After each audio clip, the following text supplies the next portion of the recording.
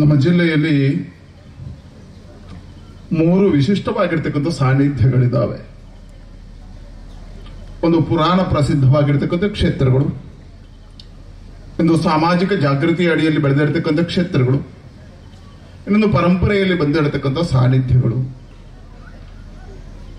ಈ 3 ಸಾನ್ನಿಧ್ಯಗಳ ಮಧ್ಯೆ ದೇವರನ್ನ ನಂಬುವ ಜೊತೆಗೆ ದೈವಗಳನ್ನ ನಂಬುವಂತ ಏಕೈಕ ಜಿಲ್ಲೆ ಇದ್ರೆ ಅದು ತುಳುನಾಡು ಅಂತ ಬಹಳ ಹೆಮ್ಮೆಯಿಂದ ಹೇಳಬಹುದಾದಂತ ಜಿಲ್ಲೆ. ಹಾಗಾಗಿ ನಮ್ಮ ಹಿರಿಯರು ಮೂಢನಂಬಿಕೆಯಿಂದ ಈ ದೈವಾರಾಧನೆಯನ್ನ ಮಾಡಿಲ್ಲ. ನಮ್ಮ ಹಿರಿಯರು ಈ ತುಳುನಾಡು ವಿಶಿಷ್ಟವಾಗಿ ಇದು ಕೃಷಿ ಪ್ರಧಾನವಾಗಿರ್ತಕ್ಕಂಥ ಜಿಲ್ಲೆಯಾಗಿತ್ತು. ಈ ಕೃಷಿ ಪ್ರಧಾನವಾಗಿರ್ತಕ್ಕಂಥ ಜಿಲ್ಲೆಯಲ್ಲಿ ಕೃಷಿ ಆಧಾರಿತವಾಗಿರ್ತಕ್ಕಂಥ ಆರಾಧನೆ ನಂಬಿಕೆಗಳು ಬೆಳೆದವು. ಹಾಗಾಗಿ ಭಗವಂತನನ್ನ ಚರಾಚರ ಜೀವಿಯಲ್ಲಿ ಕಂಡ ದೇಶದ ಭಾರತ ಆದರೂ ಚರಾಚರ ಪ್ರಕೃತಿಯಲ್ಲಿ ಕಂಡಿರ್ತಕ್ಕಂಥ ನೆಲ ತುಳುನಾಡು. ಹಾಗಾಗಿ ನಾವು 3 ವಿಶಿಷ್ಟ ಪರಂಪರೆಗಳನ್ನು ಬೆಳೆಸಿದ್ದು. ಕೃಷಿ ಆಧಾರಿತವಾಗಿರ್ತಕ್ಕಂಥ ನಾಗಾರಾಧನೆ, ನಾಗಮಂಡಲ ವಿಶಿಷ್ಟ ಆಯಿತು.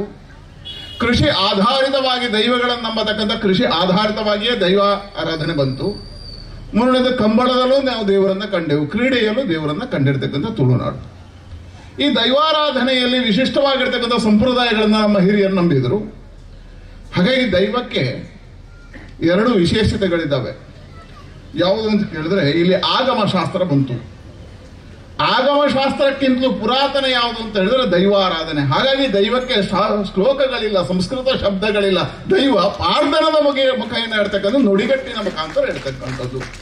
ತುಳುನಾಡಿನ ತುಳು ಭಾಷೆಯ ಪರಂಪರೆಯ ಜೊತೆಗೆ ನಮ್ಮ ಜೊತೆಗೆ ಇರತಕ್ಕಂಥ ಸಂಬಂಧಗಳನ್ನ ದೈವಾರಾಧನೆಯಲ್ಲಿ ಕೊಡ್ತು. ಆ ದೈವಾರಾಧನೆಯಲ್ಲಿ 3 ರೀತಿ. ಒಂದು ಶಿವಸಂಭೂತವಾಗಿರ್ತಕ್ಕಂಥ ದೈವಗಳು, ಅದರಲ್ಲಿ 2 ಬರತಕ್ಕಂಥದ್ದು ವೈದ್ಯನಾಥ ಮತ್ತು ಧೂಮಾವತಿ. ಅದು ದೈವ ಧೂಮಾವತಿ ಮತ್ತು ವೈದ್ಯನಾಥನಿಗೆ ಮಂತ್ರಾಧೀನ ದೈವಗಳು ಅಂತ ಹೇಳ್ತಾರೆ. ಅದಕ್ಕೆ ಮಂತ್ರಗಳಿದ್ದಾವೆ. ಬಾಕುಳದಂತ ದೈವಗಳಲ್ಲಿ 2. ಒಂದು ಜಾಗ ಕೇಂದ್ರಿತವಾಗಿ ನಿರ್ಮಾಣ ಆಗಿರ್ತಕ್ಕಂಥ ದೈವಗಳು. ಜಾರ ಅನ್ನತಕ್ಕಂಥ ಪ್ರದೇಶದಲ್ಲಿ ಆಯಿತು, ಕೊಡಮಣಿತಾಯ ಕೊಡಮಣಿ ಅನ್ನತಕ್ಕಂಥ ಪ್ರದೇಶದಲ್ಲಿ ಆಯಿತು. ಹೀಗೆ ಆ ಜಾಗಗಟ್ಟಿನ ಆಧಾರದಲ್ಲಿ ಉಳಿದಿರತಕ್ಕಂಥ ಶಕ್ತಿಯ ಆಧಾರದಲ್ಲಿ ಬೆಳೆದಿರತಕ್ಕಂಥ ದೈವಗಳು. 3ನೇ ದೈವಗಳು ಸಾಮಾಜಿಕ ಜಾಗೃತಿಯ ಅಡಿಯಲ್ಲಿ ಅನ್ಯಾಯದ ವಿರುದ್ಧ ಹೋರಾಟವನ್ನು ಮಾಡಿ ಸಮಾಜಕ್ಕೆ ನ್ಯಾಯವನ್ನು ತಂದು ಕೊಟ್ಟಿರ್ತಕ್ಕಂಥ ದೈವಗಳು. ಇವತ್ತು ಕೋಟಿ ಚೆನ್ನೈ ಇರಬಹುದು, ಕೋಡದಪ್ಪ ಇರಬಹುದು, ಇಂತಹ ದೈವಗಳು ಆ ಸಾಮಾಜಿಕ ನ್ಯಾಯದ ಅಡಿಯಲ್ಲಿ ಬೆಳೆದಿರ್ತಕ್ಕಂಥ ದೈವಗಳು ಅಂತ ನಂಬ್ತೀವಿ. ಹಾಗಾಗಿ ಶಕ್ತಿ ಮಾನವ ಶಕ್ತಿ ರೂಪಾದ ಮಾನವ ದೇವತ್ವವನ್ನು ಪಡೆದಿರತಕ್ಕಂಥ ಕಾಲಘಟ್ಟದಲ್ಲಿ ಈ ದೈವಾರಾಧನೆ ಬಂತು. ನಾನು 2 ಶಬ್ದ ಹೇಳ್ತೇನೆ. ಎಂತ ಸುಂದರವಾಗಿರ್ತಕ್ಕಂಥ ಪರಿಕಲ್ಪನೆಯನ್ನು ನಮ್ಮ ತುಳುನಾಡಿನ ಹಿರಿಯರು ನಂಬಿದ್ರು ಅಂತ. ಆ ನಂಬಿಕೆಗೆ ಆಧಾರ ನಿಮಗೆ ಕೊಡಬಲ್ಲೆ ನಾನು. ಯಾವುದು ಅಂತ ಕೇಳಿದ್ರೆ, ಒಂದು ನೋಡಿ, ನಮ್ಮ ಜಿಲ್ಲೆಯಲ್ಲಿ ಅಸ್ಪೃಶ್ಯತೆ ಇರಲಿಲ್ಲ ಅನ್ನೋದಕ್ಕೆ ಯಾವುದು ಉದಾಹರಣೆ ಹೇಳಿದ್ರೆ ತುಳುನಾಡಿನ ಕೊಡಿಯಡಿ. ಅದರಲ್ಲಿ ಅಸ್ಪೃಶ್ಯತೆ ಇಲ್ಲ, ಕೊಡಿಯಡಿಯಲ್ಲಿ ಅಸ್ಪೃಶ್ಯತೆಗಳಿಲ್ಲ. ನೋಡಿ ಎಂತ ಸುಂದರ ಪರಿಕಲ್ಪನೆಗಳು. ಆ ದೈವ ಯಾರಲ್ಲಿ ಬರುತ್ತೆ? ಯಾರನ್ನು ನಾವು ಹಿಂದಿಟ್ಟಿದ್ದೀವೋ ಅವ್ರ ಮುಖಾಂತರ ದೈವ ಎದ್ದು ನಿಲ್ಲುತ್ತೆ. ಅಲ್ಲಿರ್ತಕ್ಕಂಥ ಪ್ರತಿಯೊಂದು ಸಮಾಜಕ್ಕೂ ಗೌರವ ಕೊಡ್ತಕ್ಕಂಥ ರಾಜ ಪರಂಪರೆಯಲ್ಲಿರ್ತಕ್ಕಂಥ ಕೊಡಿಯಡಿ ಇದ್ರೆ ಅದು ನಮ್ಮ ತುಳುನಾಡಿನ ಕೊಡಿಯಡಿಯಲ್ಲಿ ಇಲ್ಲಿ ಏಕತೆ ಇತ್ತು. ಹಾಗಾಗಿ ಸಾಮರಸ್ಯತೆಗಳಿತ್ತು, ಯಾವುದೇ ಅಸ್ಪೃಶ್ಯತೆಗಳಿರಲಿಲ್ಲ. ಬಹಳಷ್ಟು ಜನ ನಮ್ಮನ್ನ ಕೋಮುವಾದಿಗಳಂತ ಕರೀತಾರೆ. ಕೋಮುವಾದಿಗಳು, ಹಿಂದೂಗಳು ಕೋಮುವಾದಿಗಳು. ನಾವು ಯಾವತ್ತೂ ತುಳುನಾಡಿನಲ್ಲಿ ಕೋಮುವಾದಿಗಳಾಗಿರಲಿಲ್ಲ. ಯಾಕೆ ಅಂತ ಕೇಳಿದ್ರೆ ನಮ್ಮಲ್ಲಿ ಒಂದು ನಂಬಿಕೆ ಇದೆ.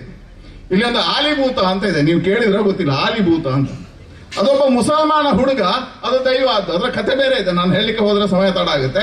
ಆ ಆಲಿಭೂತಕ್ಕೆ ಇವತ್ತು ದೈವಾರಾಧನೆ ಮಾಡುವವರು ಹಿಂದೂಗಳು. ಹಾಗಾಗಿ ನಮ್ಮಲ್ಲಿ ಯಾವತ್ತು ಮತೀಯ ಭಾವನೆಗಳಿರಲಿಲ್ಲ, ಕೋಮುವಾದಗಳಿರಲಿಲ್ಲ. ಅದರ ಹಿಂದೆ ನೀವು ಇವತ್ತಿಗೂ ಕೆಲವು ದೈವಸ್ಥಾನಗಳ ಅಡಿಯಲ್ಲಿ ಹೋಗಿ ಮಸೀದಿಗೆ ಗೌರವ ಕೊಡ್ತಕ್ಕಂಥ ನಮ್ಮ ಗುರುಪುರದಲ್ಲಿ ಕಂದಾವರ ಬೈಲು ಮಸೀದಿ ಇದೆ. ದೈವ ಎದ್ದು ನಿಂತು ಫಸ್ಟ್ಗೆ ಹೋಗುದು ಆ ಮಸೀದಿಗೆ. ಮಂಜೇಶ್ವರದಲ್ಲಿ ಮಂಜೇಶ್ವರ ಎದ್ದು ನಿಲ್ಬೇಕು ಅಂತ ಅದ್ರ ಮಸೀದಿಯ ಯಾರು ಪ್ರಮುಖ ಬರಬೇಕು. ಹೀಗೆ ಒಂದು ವಿಶಿಷ್ಟವಾಗಿರ್ತಕ್ಕಂಥ ಏಕತೆ ಅದರಲ್ಲಿ ಇತ್ತು, ಸಾಮರಸ್ಯತೆ ಇತ್ತು.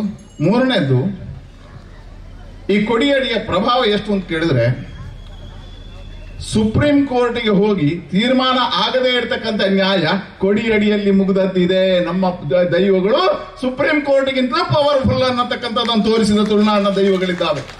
ಹಾಗಾಗಿ ಹೇಳಿದೆ, ದೈವಾರಾಧನೆ ಅನ್ನತಕ್ಕಂಥದ್ದು ಬಹಳ ಶ್ರೇಷ್ಠವಾಗಿರ್ತಕ್ಕಂಥ ಮೂಢನಂಬಿಕೆ ಅಲ್ಲ, ಮೂಲ ತುಳುನಾಡಿನ ಪರಂಪರೆ ಅಡಿಯಲ್ಲಿ ಬೆಳೆದಿರುವಂತದ್ದು. ಅಂತಹ ದೈವಸ್ಥಾನವನ್ನ ಜೀರ್ಣೋದ್ಧಾರ ಮಾಡತಕ್ಕಂಥ ಪುಣ್ಯ ಇದೆಯಲ್ಲ, ಅದು ಶ್ರೇಷ್ಠವಾಗಿರ್ತಕ್ಕಂಥ ಭಾಗ್ಯ ಅಂತ ಹೇಳಿದೆ. ಕೇಶವ ಬಂಗೇರ ನಿಮ್ಮ ಇಡೀ ತಂಡಕ್ಕೆ ಅಭಿನಂದನೆ ಸಲ್ಲಿಸ್ತೇನೆ.